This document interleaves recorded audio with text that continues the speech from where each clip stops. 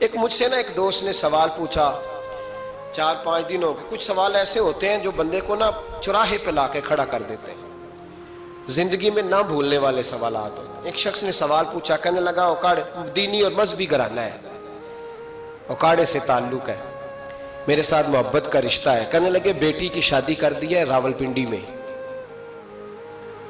آپ کی بھی بیٹیاں ہیں, میری بھی بیٹی ہے, بیٹی کی شادی کر دی ہے راولپنڈی میں. اب بچی چند دن رہنے آئی ہے, پوچھنا یہ ہے کہ نماز پوری پڑے گی کہ قصر پڑے گی.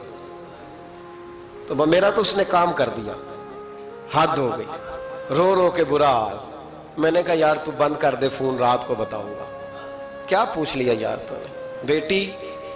بیٹی مسافر نہیں ہوتی, بیٹی تو مہرانی ہوتی ہے باپ کے گھر کی. اور بیٹی مطلب کیسے بتاؤں کہ دل کرتا ہے کہ بیٹی وہ صرف ہنسے, وہ روئے کبھی نہ. یہ دعا ہوتی ہے. تو نے اتنا بڑا سوال کیوں کیا؟ بہرحال علماء کو کچھ چیزوں کے جواب دینے پڑتے ہیں. میں نے کہا میں رات کو بتاؤں گا. رات کو پھر فون آیا کہ آپ کو بڑی جلدی جواب دینے کے عادی ہیں تو دیر کیوں کر دی؟ تو میں نے کہا یار جواب تو میرے پاس تھا لیکن ہمت نہیں تھی ابھی. تو میں نے کہا کہ اگر تو بیٹی آئی ہے والد کے گھر میں اور ابا جی کا پروگرام ہے اسے جائیداد میں سے حصہ دینے کا, تو پھر تو بیٹی نماز پوری پڑے گی. لیکن اگر ابا جی نے علیحدہ کر کے انگوٹھا لگوانا ہے تو پھر بیٹی مسافر ہے.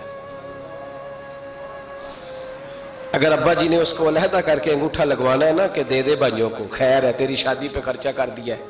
اگر ابا جی کے دل میں نے کہا یہ ابے سے فتویٰ پوچھ لو, اگر ابا جی کے دل میں چور ہے نا کہ بیٹی کو دینا کچھ نہیں, تو پھر بیٹی نے نماز قصر پڑھنی ہے. اس لیے کہ پھر وہ وہاں حصے دار.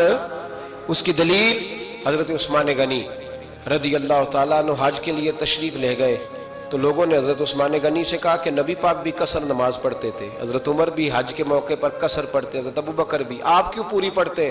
فرمایا ان کا مکے میں گھر کوئی نہیں تھا, میرے تو پورے کے پورے باغ ہیں, تو میں یہاں مسافر نہیں ہوں, میں یہاں مقیم ہوں. تو اگر تو بیٹی کا حصہ بھی ہے ابا جی کے گھر میں تو پھر وہ نماز پوری پڑے گی. لیکن اگر ابا جی نے اللہ تعالیٰ خیر فرمائے بیٹوں کے حق میں فیصلہ سنا دیا ہے اور انہوں نے بیٹی سے کہہ دیا ہے کہ چھوڑ, جو بیٹیاں حصہ لیتی ہیں ان کے بھائی نہیں ملتے تو نہ ملے بھائی, کوئی حرج نہیں. ضروری ہے ظالم بھائیوں سے رابطہ رکھنا جو کھا جائے بہنوں کا حصہ. والد ظالم ہے, ظالم ہے باپ, بیٹے کو حصہ دیتا ہے بیٹی کو نہیں دیتا. اور یہ 1.5 مربے والے جاگیردار کی بات نہیں کر رہا, جس کا 4 مرلے کا مکان ہے اس کی بیٹی کا بھی حصہ بنتا ہے. کیوں کھاتے ہو بیٹیوں کا حصہ؟ ڈر نہیں آتا اللہ تعالیٰ سے؟ کیوں کھاتے ہیں لوگ بیٹیوں کا حصہ؟ جب اللہ رسول نے رکھا ہے تو کیوں کھا جاتے؟ اور پھر کہتے ہیں جناب بڑا پیار ہے بیٹی سے, رونے دھونے کے لیے پیار ہے.